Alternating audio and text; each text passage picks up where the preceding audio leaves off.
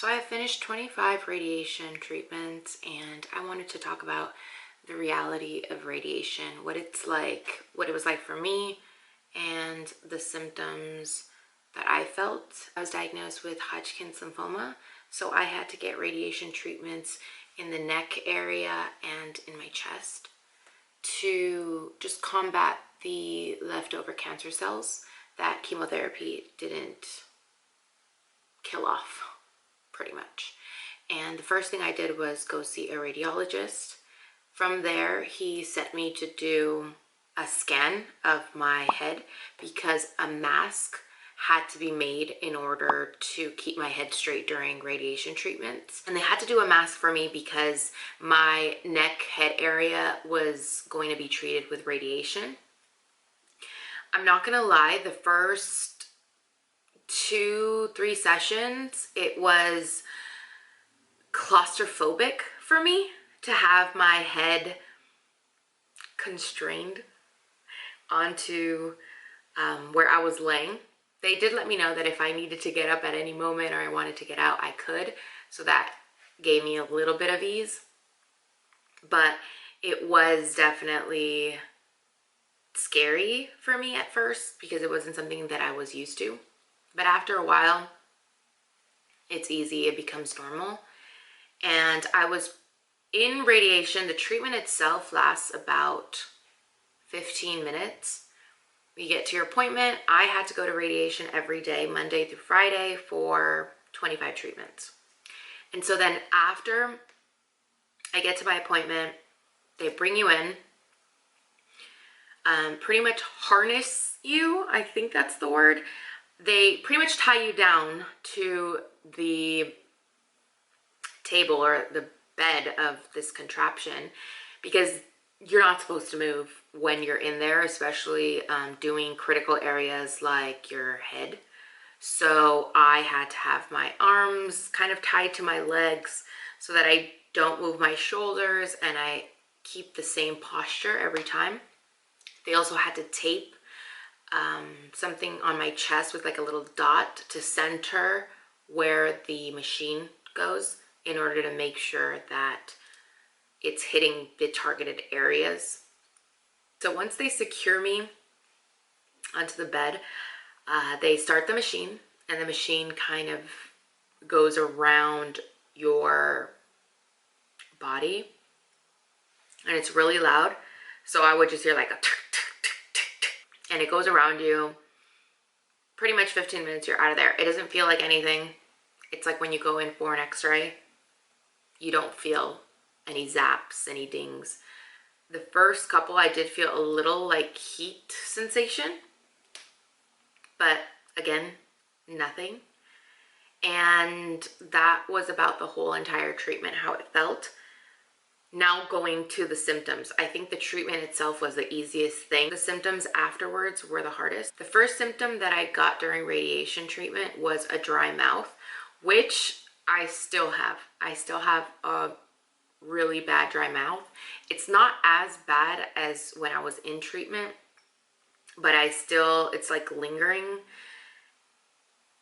It's gonna get better. I don't know if it's gonna get completely better, but I'm constantly always having to drink water now.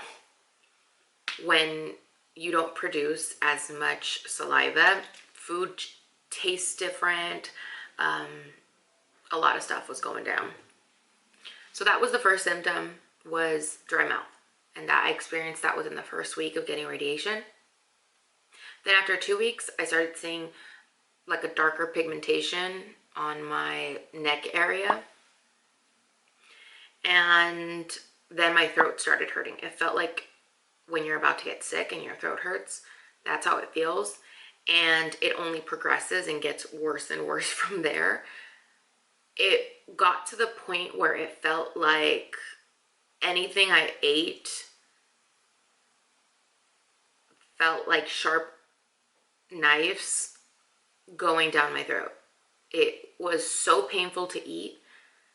I obviously could not eat anything spicy or with lemon in it or acidic at all because it burned my throat.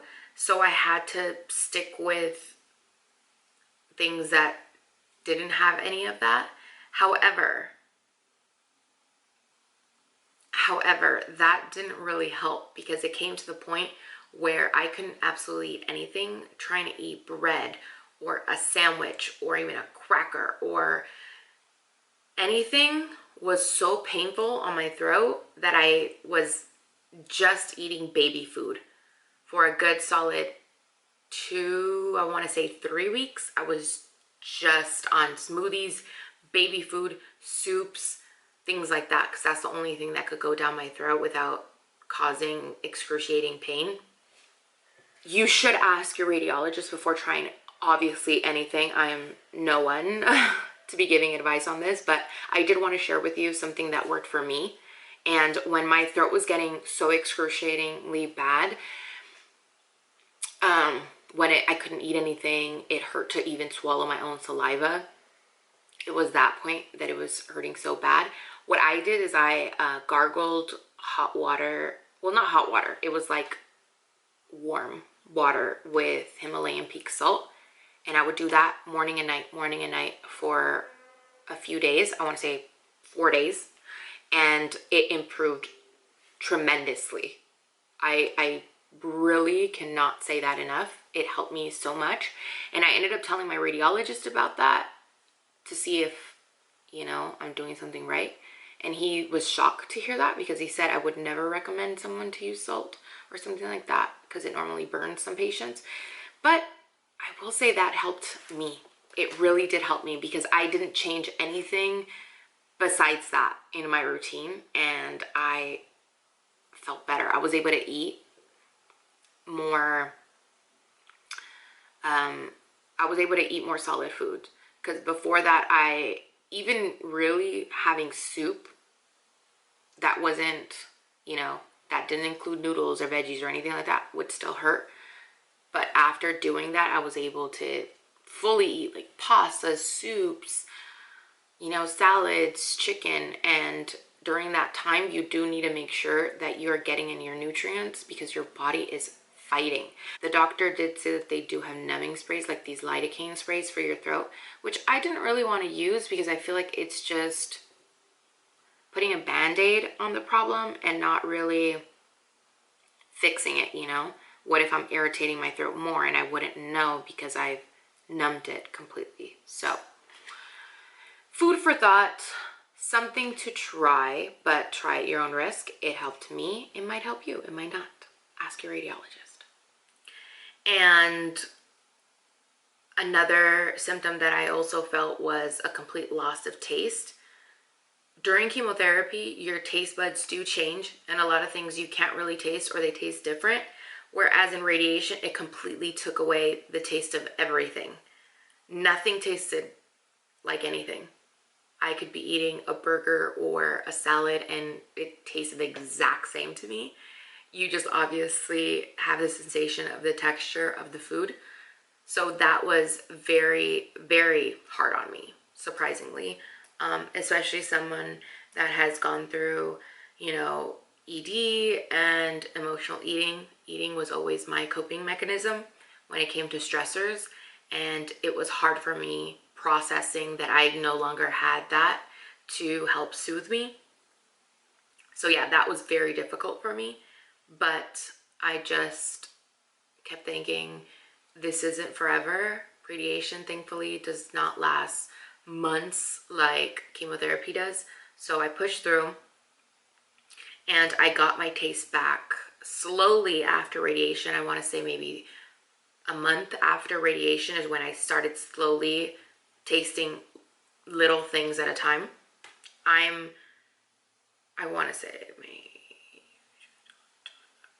I am now 4 months out of radiation, and there are things that still don't taste the same to me that I was completely obsessed with before. I just recently started tasting chocolate again because chocolate was just horrific. Anything sweet, horrific. And also sensitivity to your teeth because the radiation machine went, obviously it had to go up here and it doesn't go around. It's just a straight line. So it hit all this all the way pretty much in the back of my head. So this whole portion down, including the back of my head, so all those things were going to be affected. So therefore I had sensitivity in my mouth and teeth, and I had sores in my mouth, which made it hard to eat anything because it would cause irritation in my mouth, dry mouth. My tongue became white due to the lack of saliva that my mouth was producing. Everything that had to do with eating was affected. And on top of it all, I also lost hair in the back of the nape of my neck. I want to say like from here back, all of it fell off, and it was like smooth, like a baby's bottom. It was very smooth, and I was so scared because obviously when you go to chemotherapy and your hair falls off, and then you're going to radiation and you think your hair's finally growing back and you're getting closer to being you, it falls again due to radiation. And that is a common symptom when the radiation hits your scalp or your head area. So I asked my radiologist, and he told me that my hair wasn't going to grow back. And I remember being so upset when he told me that. I literally cried. He was trying to comfort me. But I think he was just trying to tell me the worst that could happen, so that if it did grow back, I would be happy. But if it didn't, I kind of was mentally prepared that it wouldn't. It took me some time, but I finally mentally prepared not having hair there. I was just like, okay, maybe I won't be able to put my hair up in a ponytail anymore, and it is what it is. Not that I put my hair up all the time anyway. So I finally came to terms with it, and it finally started growing back. It's very tiny. Mind you, this is not my actual hair. This is all eye-tip extensions. My real hair is this right here. It's not that bad, but you know, I just want to feel like me again. But let me show you the back of my head, because it has actually been growing. If you feel like your hair won't grow back, it will. It took mine months. I want to say 3 months before the hair follicle woke up again and started growing. So it can happen. It can grow back. Don't freak out. So besides those symptoms that most people don't talk about, obviously there are skin issues that occur on your body during radiation, no matter what area you get it in. For me, my neck got extremely dark, and I want to say after the 15th or 20th session, it got black. It was so dark, like a burnt chicken, a rotisserie chicken. It was so burnt, and it hurt to even move my neck like this because it was so tight. I don't know if you've ever gotten a really bad sunburn and your skin is gonna peel. That's how it was. My skin was so taut that any movement caused tears in the skin, and my skin started tearing. And it was also because I wasn't putting as much products on it that I should have beforehand, because the first 2 weeks are, like the radiologist told me, your honeymoon period. You don't really have many symptoms the first 2 weeks. So I didn't think to take care of my skin, because I'm like, you know, maybe my skin won't react that bad. It hasn't reacted. Boy, was I wrong, because it caught up to me and bad. I ended up getting really bad burns. I was so embarrassed to be seen out just because my neck was completely peeling off. But eventually, when I stopped radiation, it completely peeled off, and my neck still looks a bit dark, but honestly, I am alive, so I could always cover that up. It doesn't really matter. I'm just grateful that radiation seems like it's been working. I am going to do an update video soon. I have a doctor's appointment, and we're going to go over my MRI and see how everything's going. So hopefully the next video you see will be an update on treatment. But I will say, giving advice for those of you that may be going through radiation soon or currently going through it, I would say prepare do a good skincare routine for radiation, I do have a video up that I can link here or down in the description box below of products that I wish I was using because they helped tremendously when I was going through the healing process. So I would say get on it the minute you find out about it. So do that. Also, don't freak out. I tend to freak out a lot, especially with any little thing that was happening symptom-wise that the doctor didn't tell me. And a lot of the times they don't tell you because they don't want your mind to play tricks on you. And like your mind creates those symptoms, if that makes sense. So they wouldn't tell me until I brought it up to them, and they're like, oh yeah, that's normal. Oh yeah, that's a symptom of radiation. Yeah, that's fine. I was like, are you chicken? But you know, now I know, and that's why I wanted to make this video so that you can see, okay, someone else also has these symptoms and it's completely normal. And now I'm want to say functioning at 80% out of 100 and only getting better every single day. And if you have any questions regarding the radiation treatment itself, you can leave it in the comment section below. I will be answering everybody. And don't hesitate to reach out if you too are going through something like this. I may not know all the answers, but I will try to help you out as much as I possibly can, because obviously I know how it's like going through it, and it is very lonely when you don't really know anyone else also going through it. But I did want to make a video about the resources that I've gotten during cancer treatment that have really helped me, that really made me do a 180, because I was really depressed and down at the beginning of my cancer diagnosis, and now I'm like a new woman. But I really do feel a lot better and grateful to still be here.